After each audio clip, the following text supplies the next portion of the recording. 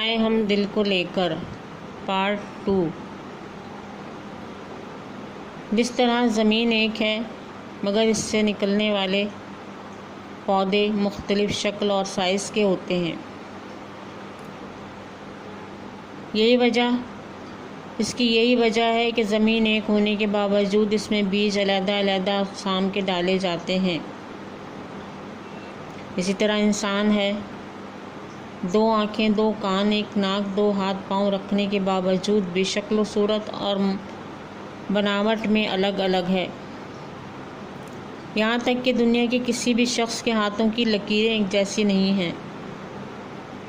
صرف ایک انگوٹھا ہے جو سگنیچر کی پہچان کے لیے استعمال ہوتا ہے، وہ بھی نہیں ملتا، کیونکہ ہاتھ سے کیے گئے سگنیچر کو تو ہر کوئی سیکھ لیتا ہے، مگر تھمب سگنیچر کی کوئی چیٹنگ نہیں کر سکتا۔ اسی لیے اللہ تعالیٰ کی تخلیق انسان کا خمیر علیحدہ علیحدہ جگہ سے اٹھا ہے، اسی لیے اس کی عادات اور خصلتیں بھی مختلف ہوتی ہیں۔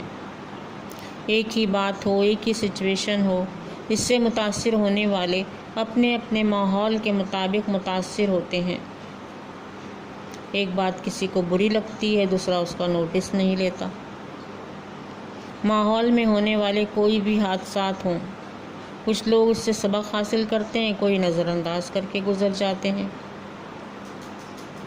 جیسے دیکھیے کہ کیا ہوا اگر باس نے ہمیں ڈیوٹی دے دی اور دوسرے کو سہولت، تو اس میں ناراضگی کی کیا بات ہے؟ کہ باس تو جانتا ہے، ہو سکتا ہے وہ سہولت نہ ہو، اس کی نااہلی ہو، وہ اس قابل ہی نہ ہو کہ وہ کام سر انجام دے سکے، اور آپ کو اس قابل سمجھا گیا ہے تو آپ کو ذمہ داری دی گئی ہے نا۔ بعض لوگ اس بات کو سمجھ جاتے ہیں تو پھر no tension, no problem, it's okay. تو یہاں بھی وہی عادات اور فطرت کی بات آ جاتی ہے،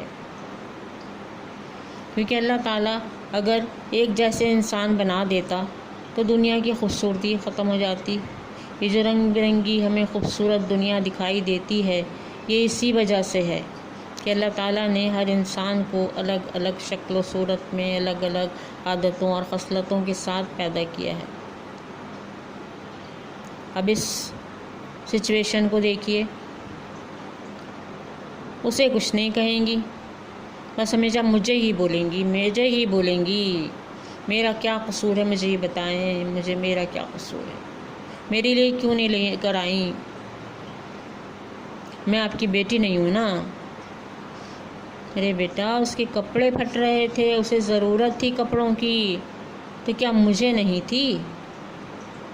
میں اگر سنبھال کر رکھتی ہوں، احتیاط سے پہنتی ہوں، تو اس میں میرا قصور ہے؟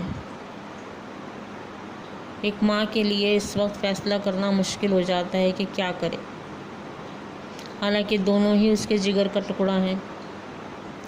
دونوں میں سے ایک کو بھی تکلیف ہوئی تو وہ ویسے ہی تڑپے گی، تو اس کا مطلب یہ نہیں کہ ماں سے ناراض ہو جائیں، خفا ہو جائیں، فیصلہ سنا دیں کہ جیسے اس کی اولاد ہی نہیں ہے۔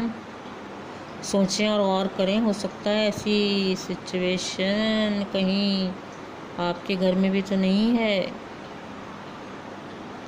آڈیو سن کر صدقہ جاریہ کے لیے